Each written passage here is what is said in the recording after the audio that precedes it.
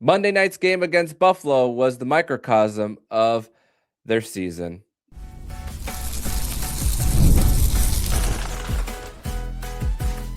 You're Locked On Panthers, your daily podcast on the Florida Panthers. Part of the Locked On Podcast Network, your team every day. And welcome into this Tuesday, February 3rd edition of the Locked On Florida Panthers podcast. We are part of the Locked On Podcast Network, the nation's #1 sports podcasting network, and it is your team every day. Thank you for making the Locked On Florida Panthers podcast your first listen of the day. I'm Armando Velez from Hockey News. You can follow me on X at MondoMan12. That is Francisco Oporta, Florida Panthers historian, joining me on this edition of the show. You could follow him on X at FLA Cats History. Shout out to everydayers who come back here and get your daily Florida Panthers fix. So, Panther fans, grateful to be back here once again on another edition of the show to discuss everything in the world of the Florida Panthers as they lost to the Buffalo Sabres by a final score of 5-3 from Sunrise in what was the beginning of a stretch of 5 games against Atlantic Division opponents in a span of 4 weeks, with the Olympic break sandwiched in between. And the Panthers started off with a 2-goal lead and was evaporated quickly at the end of the first period. And then after a mistake by Sergei Bobrovsky 5 minutes into the second period, the Panthers were chasing this game, and although they had the ice tilted in their direction and a power play goal that they scored to tie the game right before the third period, the Panthers were unable to convert on a 5-on-3, and the Buffalo Sabres were able to score on their chances and get the 2 points on the night as the Florida Panthers come up with 0 once again. And now it's a 4-game losing streak, and the Panthers find themselves 9 points out of the final playoff spot. And Francisco, what a stretch that this has been for the Florida Panthers in a not so good way. And I didn't even mention in this one that they lost Sam Bennett in the final 40 minutes. And the fact that they had to shuffle things around with Etu playing on different lines with different guys, going from wing to center. No centers are left from the Stanley Cup run in this game. And it was the same mistakes, the transition plays, the odd man rushes that Sergei Bobrovsky is unable to stop. And when you need your goaltender to bail you out, he can't for this team. Well, that's a lot.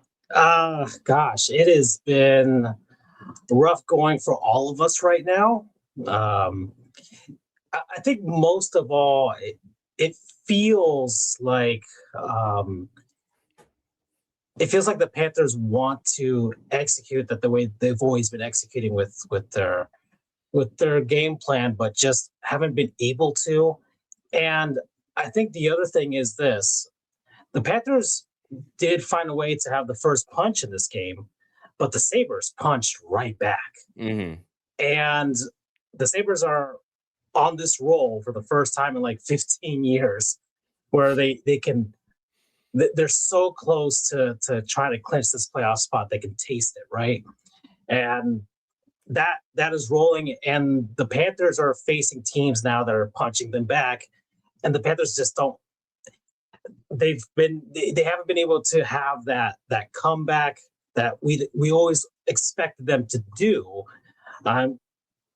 They were so close to it throughout this game, especially in that third period. It's like, oh, they're right there. All these other things, and you can say what you want about the penalties that were called in that third, but it doesn't take away from the fact that the Panthers had like 40 shots on net, right? And kudos to Alex Lyon. You're always going to be a Panthers great amongst all of us for what you did in 2023. But hey, he gave up those 2 early goals, and then he locked it down for the most part after that.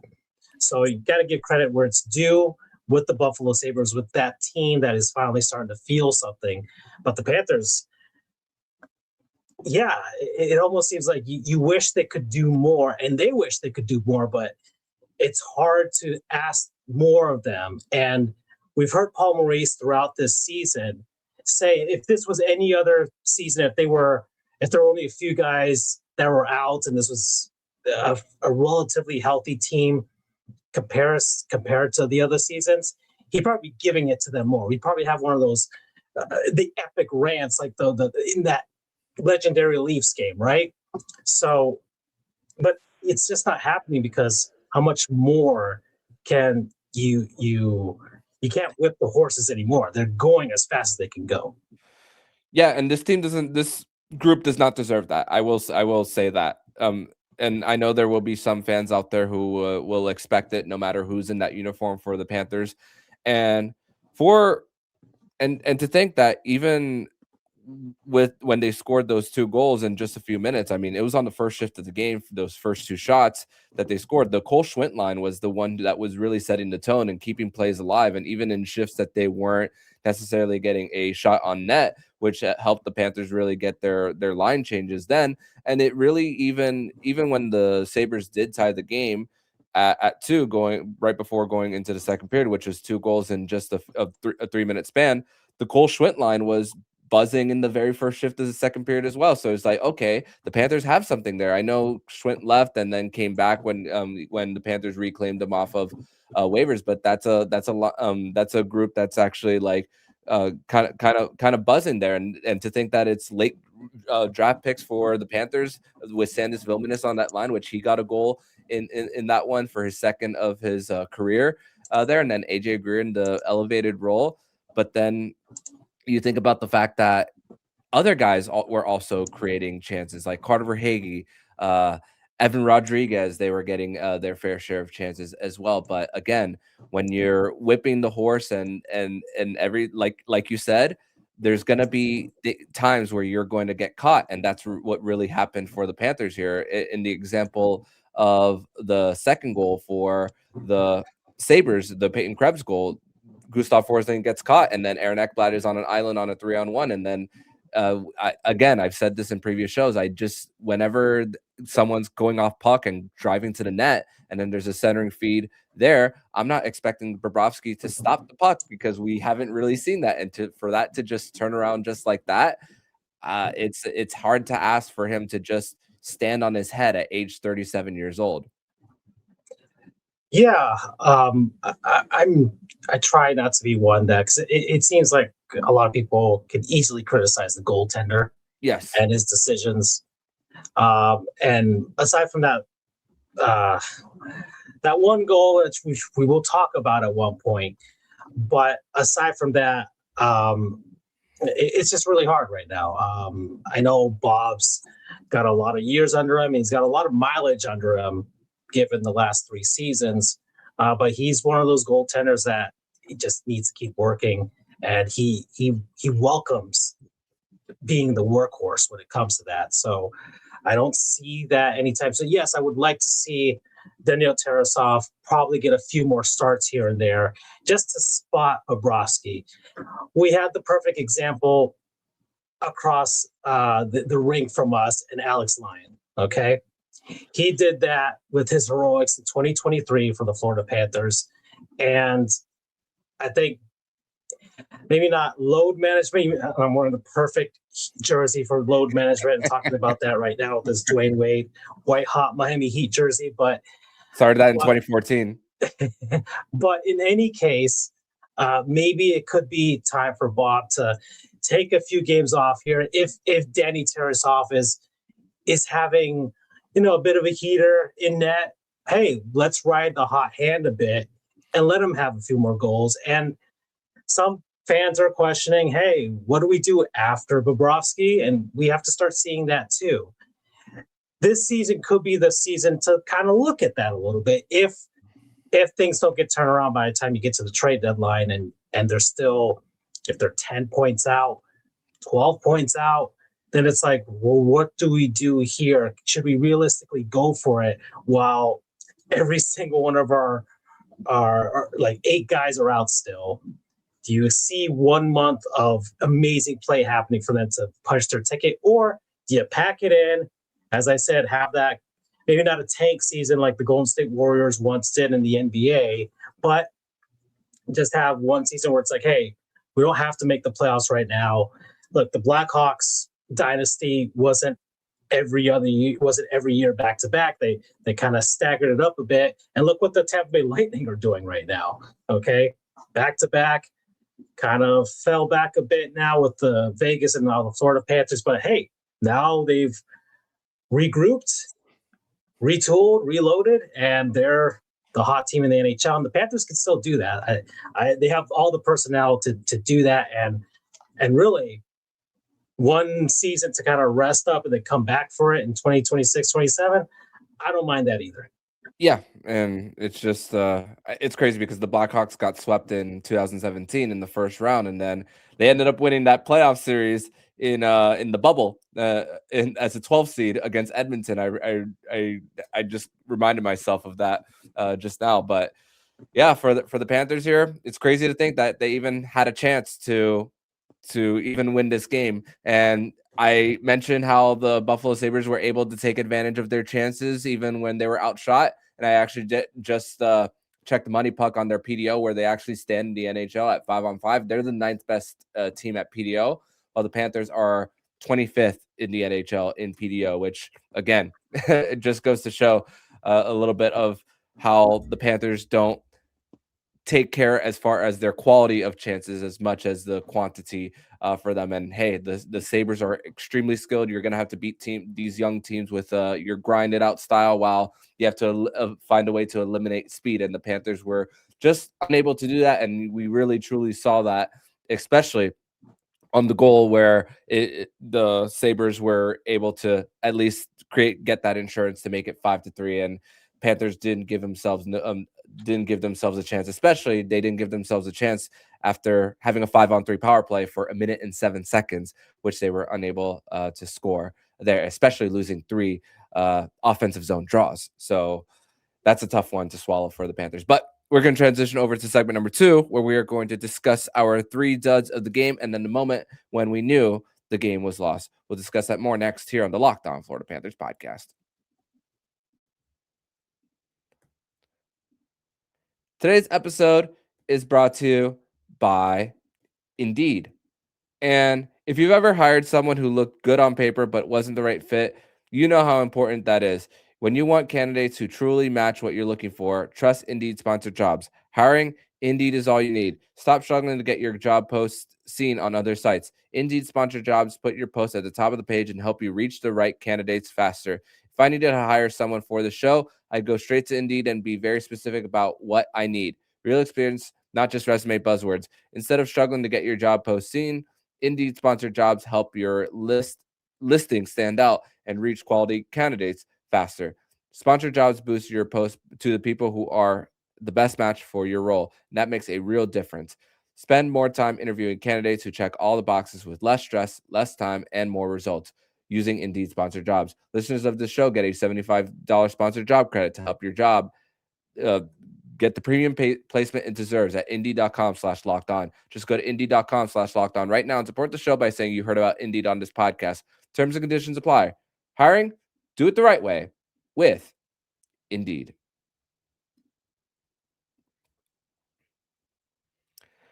And I'd like to thank you guys once again for making the Locked On Florida Panthers podcast your first listen of the day here on the nation's #1 sports podcasting network, Locked On. And if you haven't already, make sure to check out our Everyday Club. It's an ad-free audio feed for the Locked On Florida Panthers podcast, compatible with Apple, Spotify, and every other major podcast app. It's an invite to the Locked On Everyday Club Discord server, which includes a group chat just for listeners of the show. Tap the link in the show notes to learn more. So, here with Florida Panthers historian, once again, Francisco Oporta, here to continue this recap of the Panthers' 5-3 loss against the Buffalo Sabres in a game which they had to win. They got the 2 points, and the guys in the locker room even knew it. They are honest with themselves about scoreboard watching. They know that they are behind. So, and even Matthew Tkachuk was honest with Katie Engelson prior to this, that they did it to themselves. But at the same time, we understand the situation for where this Panthers team as far as personnel. But it is, however, still a Florida Panthers loss, which means we are going to discuss our 3 duds of the game and then the moment when we knew the game was lost. So, number 3 dud, I'm going to go with Matthew Tkachuk. Although he was doing a really great job as far as setting up his teammates, I still kind of wish that he took matters into his own hands a little bit more, kind of like he did in the game against the St. Louis Blues. So that's why he's that low on the list as far as duds, but not all the way up there. I can't put Verhaeghe. I can't put Evan Rodriguez up there. No way I can do that for those guys.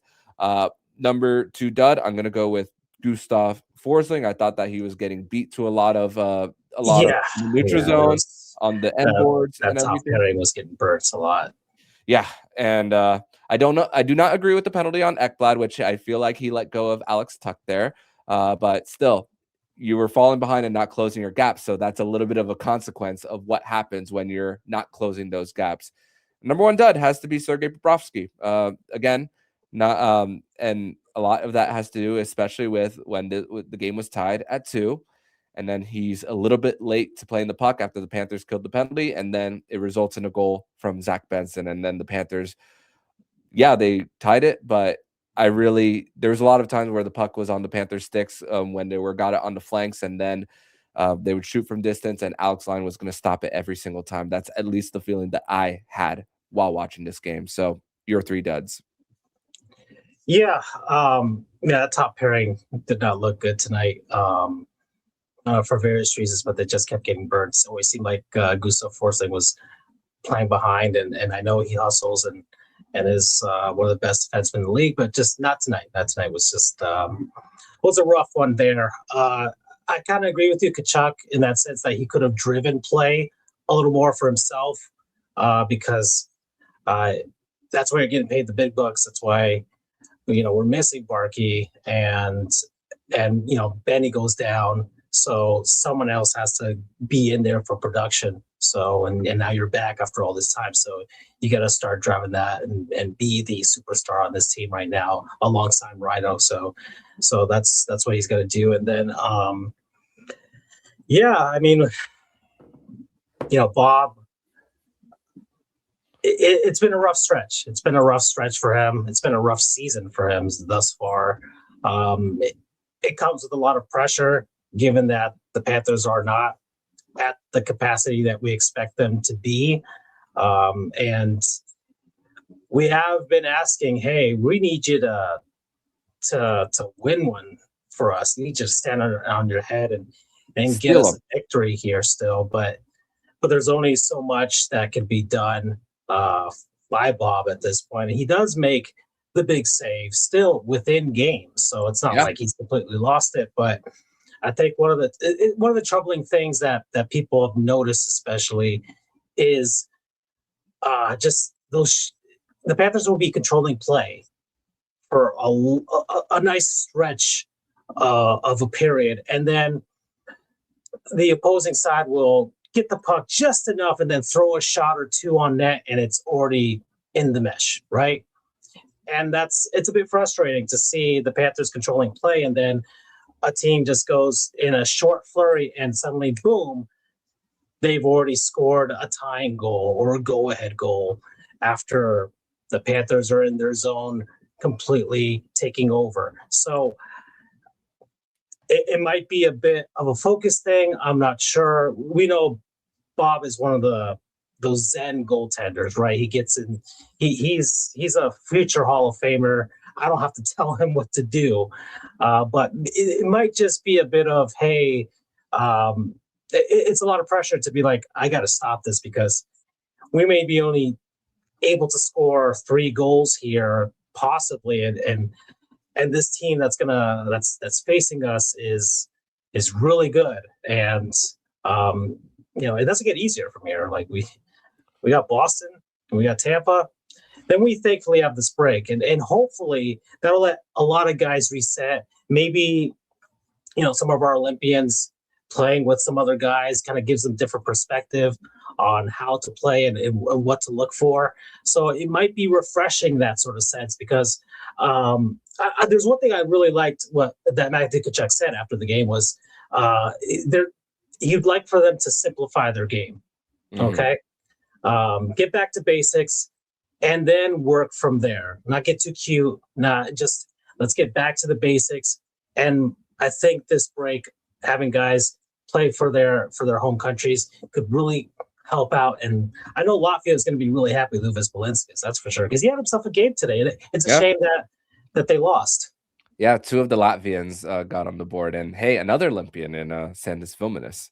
And the thing is, with it's the thing about this being an Olympic year is it's going to be, you're not expecting Sergei Bobrovsky to be on both ends of back-to-back, or even someone like or of Danilo Tarasov neither. So you're going to have these splits no matter what. So it's going to, as far as Danilo Tarasov getting like a full takeover of starts, I'm not sure if I actually see that based on just how the schedule is just formed. If this was a regular year, then I could see that for, in this case, for the Panthers, but a nice 50-50 split, maybe. Yeah. I'm not sure. Or like I said, riding the hot hand and seeing what could happen. If it helps you even just a little bit, give you more of a chance to win, the Panthers need every single point that they can get. No doubt. And I'm just looking at March. I see only 2 back-to-backs. So maybe that might be the stretch to do it. So we'll see for the Panthers. I have not looked that far until just now, actually, for the Panthers. But now let's discuss the moment when we knew the game was lost. And we are actually discussing this before the pregame, before the show, before we hit record.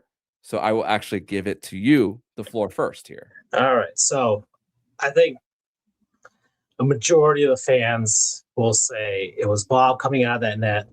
And man, I'd hate to use the Steve Dangle line, but if you're going to be a goaltender, tend the goal.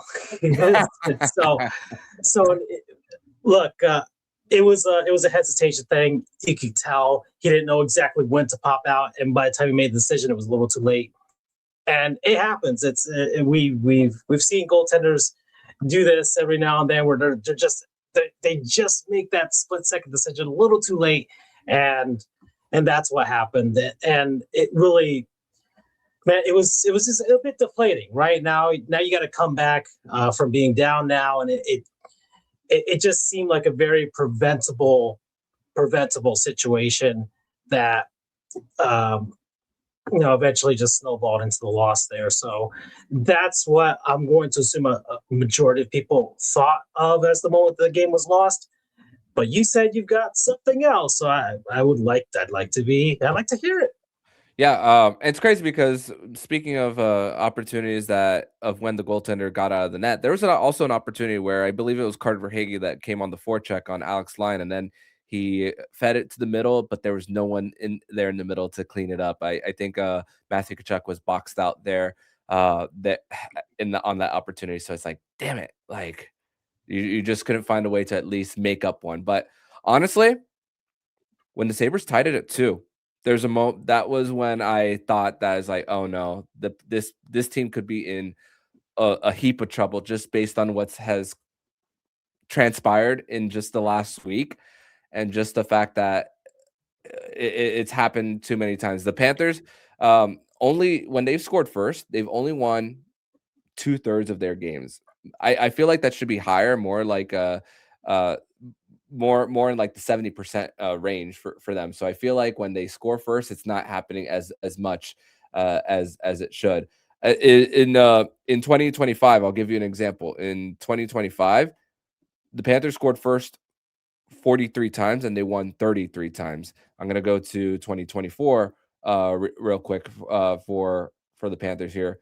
When they scored first 40 times and they won 33 of those as well. So the rate is a lot higher than the last few years than it was this year. It's just not as common. You know how many times on the broadcast, when the Panthers do have a lead, especially going late into a game, where Steve Goldstein will mention, "Hey, we're looking for one of those patented Panthers shutdown periods where it's a 1-goal game or a 2-goal game, and they just find a way to shut it down." It's not happening. It's not happening this season. Every team that's gone down against the Panthers has been able to punch back. And I would think that, yes, this team 100% healthy, that wouldn't happen, especially with the elite two-way forward that is Alexander Barkov, right? It's the X factor. If anything, man, he really should be in these conversations for an MVP, for the Hart, stuff like that, because look what this team has turned into without him. So no doubt. When that 16 goes up in the rafters, we're gonna remember this season especially and be like, yeah, we really missed him for that one. Oh yeah. And most valuable. What happens when you take that person off the ice? And speaking of off the ice, Sam Bennett did not play in the final 40 minutes, and we are going to discuss a little bit of an update and just our mood overall after a fourth straight loss, and the fact that once again for the Panthers, it's an opportunity to finish strong, but even if they do, it may be too little too late. We'll discuss that next on the other side of this break here on the Locked On Florida Panthers podcast.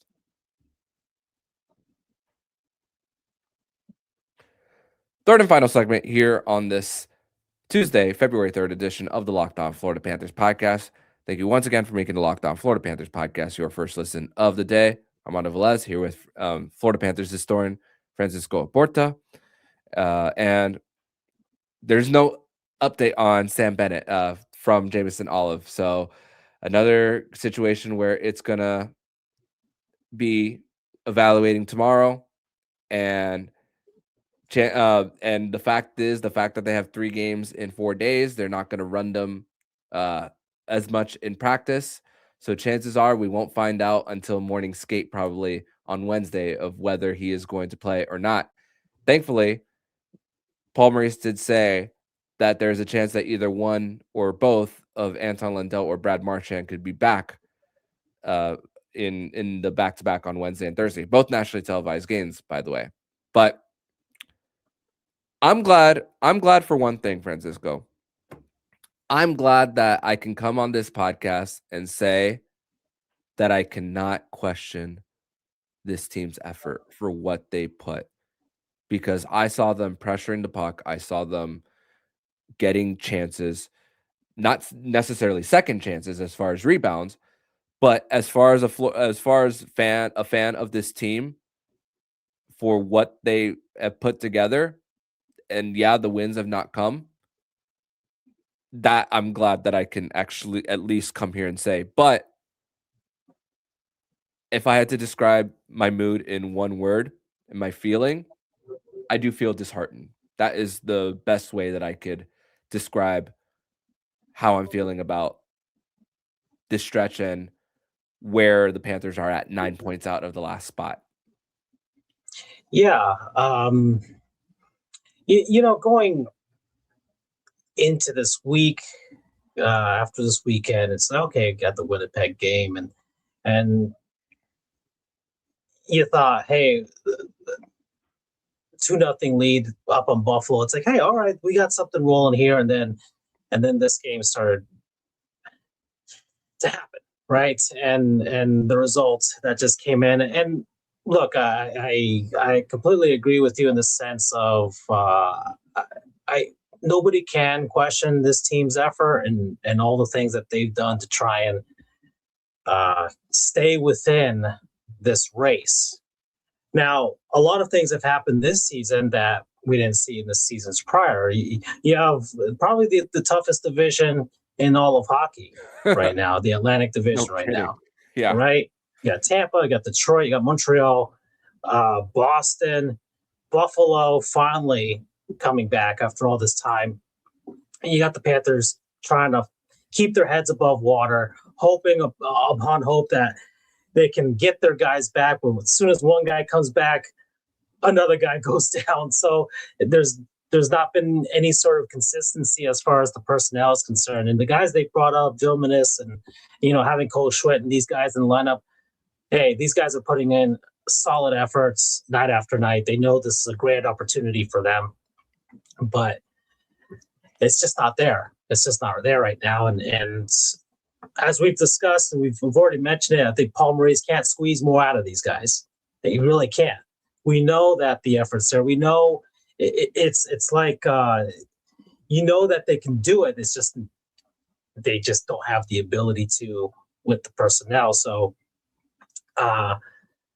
we've reached the point where they might have gone as high as they can go, given the circumstances of Marchand going down every now and then. Now Bennett, Seth Jones going down, Cooley, you got Barkov, and we're looking at videos from George Richards, like at Barkov in practice, like, is he skating? Is he ready? Maybe in like 3 weeks. Maybe we'll be lucky and his ACL will magically heal and be perfect, but it may not be there. And I raised my slightly concerned to a moderately concerned now over what's going on.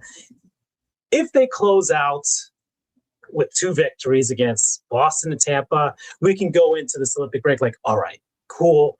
Let's, we'd kind of be wishing, man, we wish we could keep that rolling. Now they got to stop and play the Olympics, but it could make us feel better if they do so. So, or at least taking one of those 2 games would be great, especially the Boston game, because I don't think we're just not going to catch Tampa. Just not going to at this point. Don't even think about it anymore.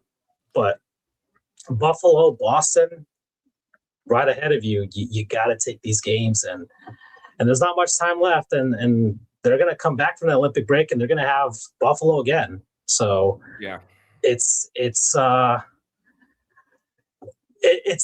that. And if it doesn't happen, then, well, what's Zito going to be able to do during the trade deadline to kind of help them set up for next season? If I can't say the Panthers will pack it in, but you might have to think about, well, we can't go all in this season. We're not going to sell, but we can't go all in, so we won't be buyers for sure. So it is what it is, and I think my expectations for the rest of the season will be, hey, if they do find a way to get in, if they find a way to put it all together, we should all be pleasantly surprised that they did so. Yeah, okay, I will be it too. That's it. Yeah, it's funny. I'm just looking this up right now. Their record outside of the Atlantic Division is 23, 16, and 2. And yes, that includes getting swept by the Ducks, the Sharks, the Blues. But even then, you have that record throughout, even against the Atlantic Division, you're right there back into a playoff spot. But their record against the Atlantic just goes to show how it's the greatest division in the entire league. The Panthers are 5-8-1 against their own division, and those are the games that they play the most. So when it comes to weight of games, we're seeing it right then and there for this Panthers team. And this is one of this. You look at the 2 wild card teams for the Panthers, for the NHL, excuse me, the Habs and the Bruins. Those are the 2 teams that you have 3 games against this year, not 4. It just, which 2 more against Boston, 1 more against Montreal, and 1 more against Buffalo. But Buffalo with the win, they jumped all the way to 3rd in the division. So it's not only not a lot of games left, but not a lot of those head-to-heads left to make something happen to force a major swing in this. Yeah. So yeah, my expectations are a lot lower now too to getting across the finish line as the last team in. Yeah, I mean, the division's tough now. It's nice to see it. I mean, if this was college football, maybe the Panthers would be in this conversation. Oh, their strength of schedule. Maybe we should vote them in. They should pop in at the end and be like the last seed. Like it could be that, because yeah, the Atlantic Division is really good this season, and it's exciting to see. Yeah, if from a neutral perspective, yes, it's nice to see Buffalo finally happy for once, because the Bills sure didn't give them any happiness. Ownership too. So, Montreal's had this exciting young core that they've been developing, and now, it's coming to fruition. Detroit is finally, after will they, won't they, make the postseason for so many years, might actually do it this season. The only one I can regrettably not stand to see is Tampa being number one again. But I mean, the sheesh, man, that Stadium Series game was fantastic between them and Boston. It was a Goalie classic. fight and That's a everything. really good hockey club from a neutral perspective. That is like, ooh, it's them, it's Colorado, it's oh boy. But yeah, it's a really good division. It just happens to be this season. And you know what? If it had to be one season that the Panthers have to be down, maybe this is the season to do it. Yeah. Yeah. Unfortunately, it means sacrificing the historic value of a three-peat. But hey, there's no shame, man. Like I said, let's take a season off. Let's not go all in. Let's regroup, get healthy. Let's really get at them in 2027 and just be the empire that strikes back. And hey, maybe 3 cups in 4 years doesn't sound so bad, even though they might not get 3 in a row. So let's manifest that for now. So let's. But Francisco, I want to thank you so much for joining me on another edition of the Locked On Florida Panthers podcast. Tell everybody where they can follow you online. FLA Cats history. Gosh, man, I've got some nice things in my merch store. I got this, Miami Marlins stuff here. I got this magnet as well for my Panthers historian stuff. So you can always look at that and links for there. Spring training is about to start. So Marlins history will start ramping some stuff up a bit there too. World Baseball Classic. And I'll see how we cover the Olympics because we have a bunch of our guys and we've had Panthers Olympians in the past. So it'd be nice to, hey, we're finally back with NHL guys in the Olympics to start making some connections to prior Olympics that we've sent our boys out to play those games. So, yeah. And the games start on February 11th for the men's tournament. So very excited about that. And the roster freeze is in just a few days. So let's see what kind of action or inaction there is in the rest of the league from here on out. So Francisco, thank you so much as always. And see you again, hopefully very soon. All right. And if you like what you're hearing, please subscribe to the podcast to be notified every single time the Locked On Florida Panthers podcast jumps into your podcast feed. Don't forget to also subscribe to the other shows on the Locked On NHL Network, including Locked On NHL, Locked On Fantasy Hockey, Flip Livingstone, and Stu Roden, and Locked On NHL Prospects. Thank you once again for making Locked On Florida Panthers podcast your first listen of the day. So I'm Armando Velez with Francisco Oporta. And you've been listening to Locked On Florida Panthers podcast, part of Locked On Podcast Network. We're your team every day.